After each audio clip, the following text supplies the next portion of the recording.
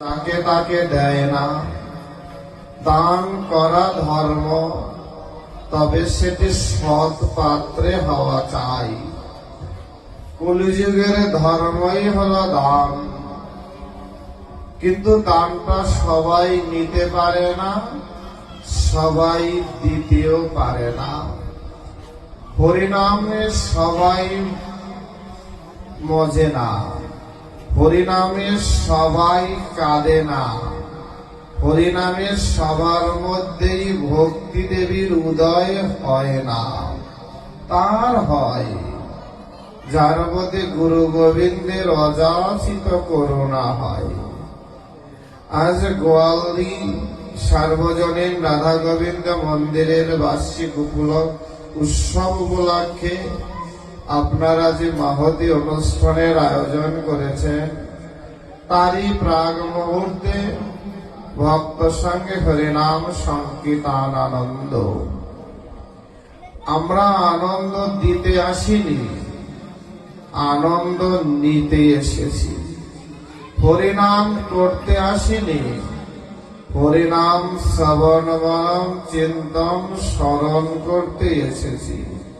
হরিকথা বলতে আসিনি, হরিগুরু ভক্ত বৈষ্ণব সঙ্গ করে জীবনকে ধন্যাতি ধন্য করার মানসেই ছুটে এসেছি। শুনেছি,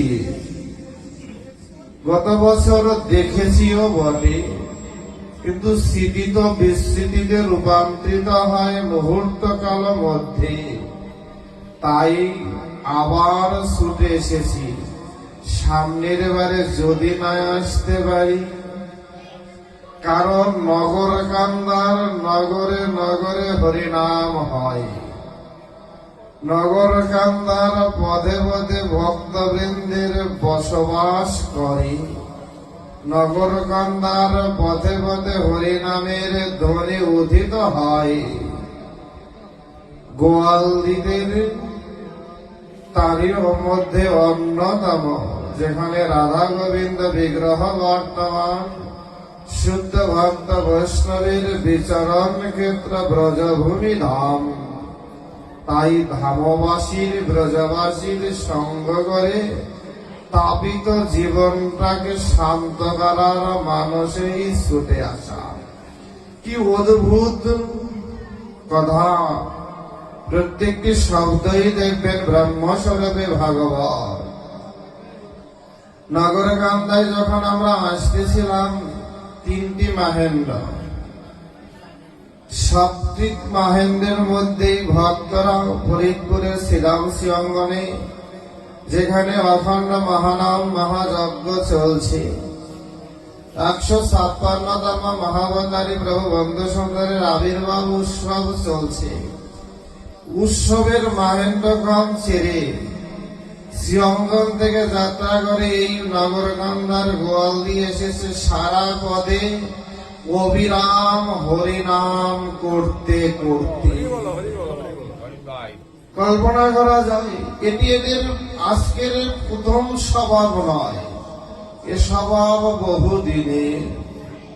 কারণ শাস্ত্রে বলা আছে, ভজন সাধন সিদ্ধান্ত দীপিকা।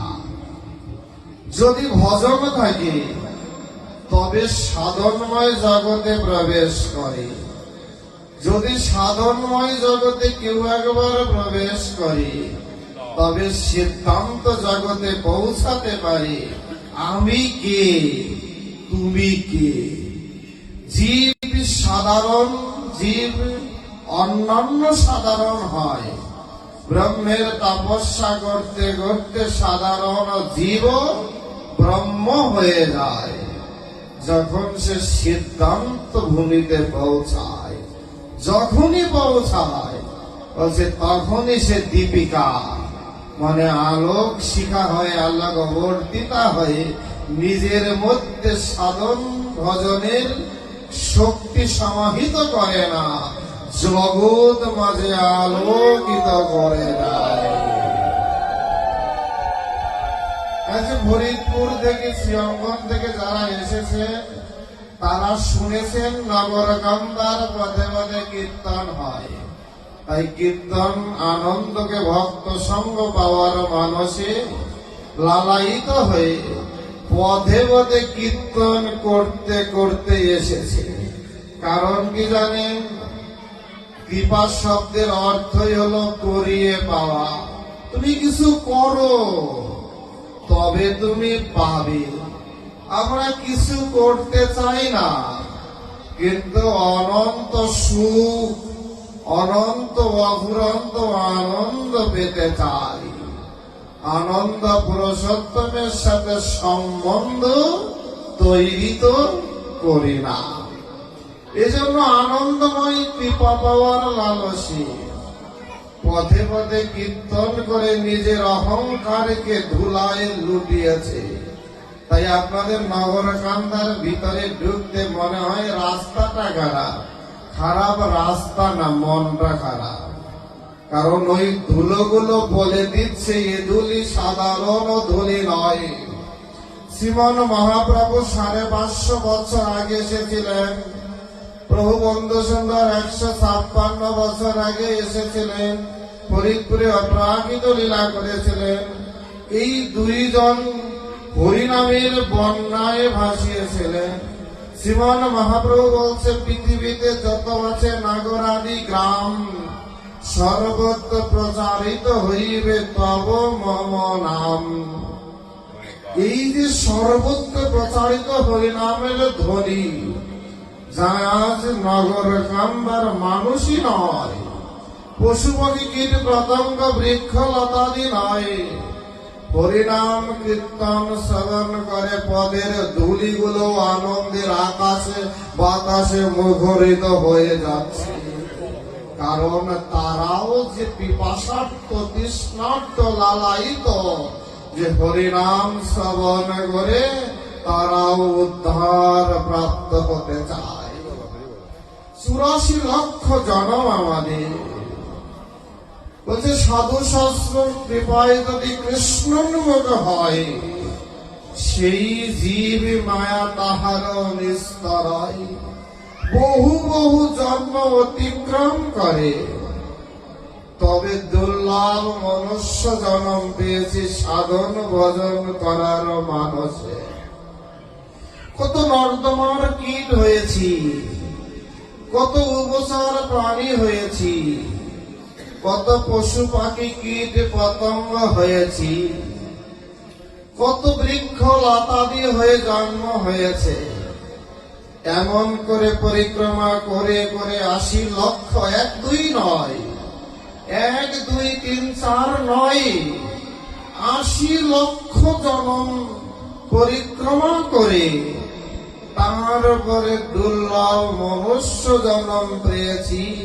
একটু ভজন করে ভজনানন্দ ভগবানকে পাবো বলে কত কঠিন পথ পাড়ি দিয়েছি।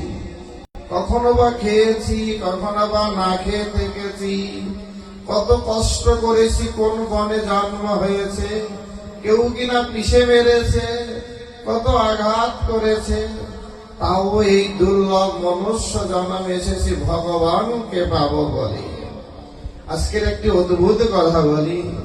নগরকান্দায় আসতে আসতে যখন ভাঙা রাস্তায় ঢুকলাম, তার আগে দেখলাম একজন মানুষ মোটর সাইকেলে করে পদ্মফুল নিয়ে যাচ্ছে। দেখে খুব ভালো লাগলো। একটু করে ধুলি স্নান হলো। ধুলি স্নান যেখানে শেষ হলো, সেখানে এসে দেখলাম গাভী মাতা দাঁড়িয়ে আছে রাস্তার উপরে। ভাবলাম তাকে দুজনে খুব চেষ্টা করতেছি উঠানোর জন্য, কিন্তু পরে মনে করলাম আমরাই বুঝি ফার্স্ট, তাকে ফেলে চলে আসলাম। কিন্তু মুহূর্তেই অহংকার শেষ। একটু পরে দেখি না রে বাবা, তার সাথে পারার কোন যোগ্যতা নাই, সেই ফার্স্ট। তাহলে গোয়াল দিয়ে আসার পথ দেখালেন কিন্তু ওই গাভী মাতাই। যতই হয়ে নাম করি, পথপ্রদর্শক গুরু যদি না থাকে, সাধু বৈষ্ণব যদি না থাকে, ভগবানের চরণে পৌঁছানো যে যায় না। এই জন্য চৈতন্য চরিতামৃত বলছে সাধু সঙ্গ নাম কীর্তন ভগবত শ্রবণ মধুরাবার শ্রীমূর্তি শ্রদ্ধায় সেবন সকল সাধন শ্রেষ্ঠ পঞ্চভঙ্গ কৃষ্ণ প্রেম জন্মাই পাশের অল্প সঙ্গ। প্রথমেই সাধু সঙ্গ, পোশাকি সাধু সঙ্গ নয়, অন্তরঙ্গ সাধু সঙ্গ করা চাই, অন্তরটাকে সাধুতে মিশিয়ে দেওয়া চাই, তবে সঙ্গের কৃপা পাওয়া যায়। পোশাকি সাধু, তিলকধারী সাধু, মালা করা সাধু সঙ্গ নয়, বলছে অন্তরঙ্গ মরমী সাধুর সঙ্গ করা চাই, যার পরশে মাটির ঢেলাও হিরেজ মানিক জহরত হয়। বলছে পরশ মনির পরশে, এই পরশ মনিরা হলো সাধু। দেখুন সাধু সঙ্গের ফল প্রসঙ্গে বলি, শ্রীরাম বৃন্দাবনে আছেন বিখ্যাত গুজরাটি কবি সুরদাস, যিনি জন্মান্ধ, কিন্তু রাধা গোবিন্দের উপরে এত অদ্ভুত পদ পদাবলী রচনা করেছে না, যা অকল্পনীয়। এই সুরদাস বৃন্দাবনে ভজন করে,